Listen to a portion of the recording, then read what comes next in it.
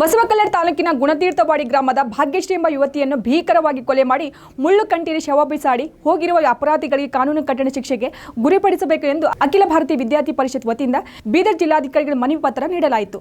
ಆ ಹೆಣ್ಣು ಮಗುವಿನ ಹತ್ಯೆ ಮಾಡಿರುವ ಕೊಲೆಗಾರನಿಗೆ ಕಾನೂನು ಯಾವುದೇ ಭಯ ಇಲ್ಲದೆ ರಾಜಾರೋಷವಾಗಿ ಕೃತ್ಯ ಮಾಡಿರುವ ಸ್ಥಿತಿ ನಿರ್ಮಾಣವಾಗಿದೆ ಎಂದರೆ ನಮ್ಮ ರಾಜ್ಯದಲ್ಲಿ ಕಾನೂನು ಸುವ್ಯವಸ್ಥೆ ಕುಸಿದು ಹೋಗಿದೆ ಎನ್ನುವುದು ಸ್ಪಷ್ಟವಾಗಿ ತಿಳಿಯುವಂತಾಗಿದೆ. ಈ ಘಟನೆಯಿಂದ ರಾಜ್ಯದ ಮಹಿಳೆಯರು ವಿದ್ಯಾರ್ಥಿ ಸಮುದಾಯ ಭಯಭೀತಗೊಂಡಿದೆ. ರಾಜ್ಯದಂತೆ ಈ ರೀತಿಯ ಸಂಭವ ಘಟನೆಗಳನ್ನು ತಡೆಯಲು ಸರ್ಕಾರ ಕ್ರಮ ಕೈಗೊಳ್ಳಬೇಕೆಂದು ಅಖಿಲ ಭಾರತೀಯ ವಿದ್ಯಾರ್ಥಿ ಪರಿಷತ್ ಸದಸ್ಯರು ಆಗ್ರಹಿಸಿದರು. ಅಖಿಲ ಭಾರತೀಯ ವಿದ್ಯಾರ್ಥಿ ಪರಿಷತ್ ವತಿಯಿಂದ ಬಸವಕಲ್ಯಾಣ ಗುಣತೀರ್ಥವಾಡಿಯಲ್ಲಿ ನಡೆದ ಮಹಿಳೆಯ ಅತ್ಯಾಚಾರದ ಬಗ್ಗೆ ನಾವು ಮನವಿ ಪತ್ರವನ್ನು DC ಆಫೀಸಿಗೆ ಕೊಡ್ಲಿಕ್ಕೆ ಬಂದಿದ್ದೀವಿ. ನಂದು ಒಂದು ಪ್ರಶ್ನೆ, ಮಹಿಳೆ ಈಗ ಸಂವಿಧಾನದಲ್ಲೆಲ್ಲ ಬರೆದಿರ್ತಾರ ಸ್ವತಂತ್ರವಾಗಿ ನಮಗೆ ಸ್ವತಂತ್ರ ಕೊಟ್ಟಾರಂತ, ಸಮಾನತೆ ಹಕ್ಕುಗಳನ್ನ ಕೊಟ್ಟಾರಂತ, ಎಷ್ಟರ ಮಟ್ಟಿಗೆ ಕೊಟ್ಟಾರ ಅಂಬೋದು ಈಗ ಕಾಣಿಸ್ಲತ್ತದ. ನಮಗೇನಿಲ್ಲ. ಈಗ ಬಸವಕಲ್ಯಾಣ ಈಗ ಎಲ್ಲ ಕಡೆ ನೋಡ್ತಾ ಇದ್ದೀವಿ. ಕಾಲೇಜಿಗೆ ಹೋದ ಕಾಲೇಜ್ ಕ್ಯಾಂಪಸ್ದಲ್ಲೇ ಒಂದು ಹುಡುಗಿಗೆ ಮರ್ಡರ್ ಮಾಡಿದ್ದಿತ್ತು. ಅದು ಆಗಿದ ಮೇಲೆ ಮತ್ತು ನೆಕ್ಸ್ಟು ಕೋಲ್ಕತ್ತಾದಲ್ಲಿ ಆ ಹುಡುಗಿಗೆ ಮರ್ಡರ್ ಮಾಡ್ಯಾರ. ಅವ ಅಪರಾಧಿ ಅಂತೇಳಿ ವೈದಾನ, ಅವನಿಗೆ ಏನು ಶಿಕ್ಷೆ ಕೊಟ್ಟಾರ ಅಂತೇಳಿ ಇನ್ನೂ ಬಂದಿಲ್ಲ. ಮತ್ತು ಅಲ್ಲಿ ಶ್ರದ್ಧಾ ಮರ್ಡರ್ ಕೇಸ್ ಆಯಿತು. 16 ವರ್ಷದ ಹುಡುಗಿಗೆ ಮರ್ಡರ್ ಮಾಡಿದ್ದರು. ಅವನಿಗೆ ಏನು ಶಿಕ್ಷೆ ಆಗ್ಯದ ಅಂತೇಳಿ ಭೀ ನಮ್ಗೆ ಗೊತ್ತಾಗಿಲ್ಲ. ಮರ್ಡರ್ ಆಗ್ಯದ ಅಂತೇಳಿ ಇಷ್ಟು ಗೊತ್ತು, ಮತ್ತು ಅವ ಅಪರಾಧಿ ಅಂತೇಳಿ ಗೊತ್ತಿತ್ತು. ಅವನಿಗೆ ಏನು ಶಿಕ್ಷೆ ಆಗ್ಯದ ಅಂಬೋದು ಭೀ ನಮ್ಗೆ ಯಾರಿಗೆ ಭೀ ಗೊತ್ತಾಗಿಲ್ಲ. ಮತ್ತು ಈಗ ಬಸವಕಲ್ಯಾಣದಾಗ ಭೀ ಆಗ್ಯದ. ಅವ್ರು ಯಾರು ಅಪರಾಧಿಯರ ಅವ್ರಿಗೆ ಶಿಕ್ಷೆ ಆಗಬೇಕು.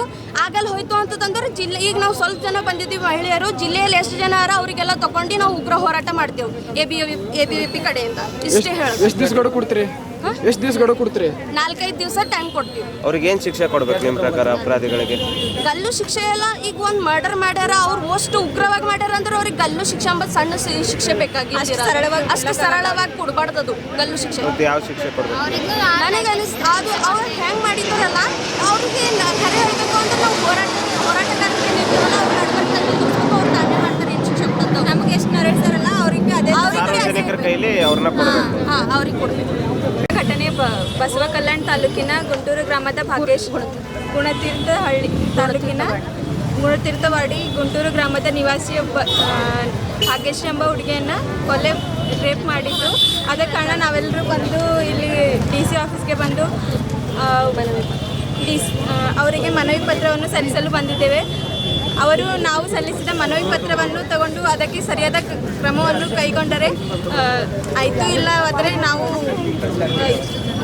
ಇವಾಗ ಸ್ವಲ್ಪ ಜನ ಬಂದ್ವಿ, ಇನ್ನೂ ಜಾಸ್ತಿ ಜನ ಬಂದು ಹೆಚ್ಚಿನ ರೀತಿಯಲ್ಲಿ ಹೆಚ್ಚಿನ ಜನಸಂಖ್ಯೆಯಾಗಿ ಬಂದು